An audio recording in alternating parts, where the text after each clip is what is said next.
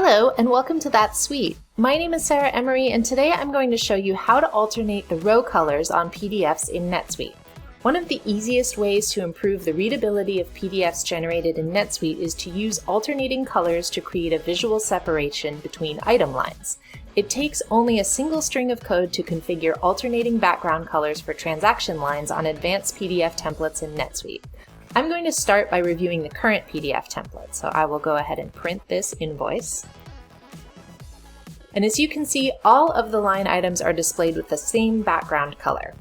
I'm going to jump over to the advanced PDF template and scroll down to the section where the item line details are configured, so right down here. In the TR tag that identifies the start of the row that contains all of the item details, I'm going to add a snippet of code. So right here, I will add a space and I will paste a snippet of code. I'll go ahead and include this in the description for your reference so you don't have to worry about having to manually type it. What this code is doing is it's evaluating the line number and making the background white when the line number is odd and gray when the line number is even. The specific colors can easily be changed by modifying the hex code values in the snippet, and those are these right here. Now I'll go ahead and save the changes and navigate back over to my PDF template and refresh it.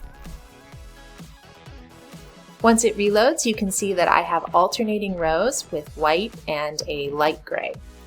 This is a commonly requested PDF customization that provides a big visual impact without requiring a lot of effort or technical expertise.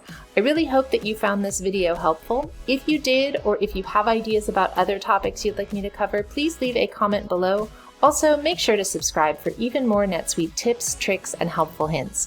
I'll be back again next week with another video to help you live that sweet life.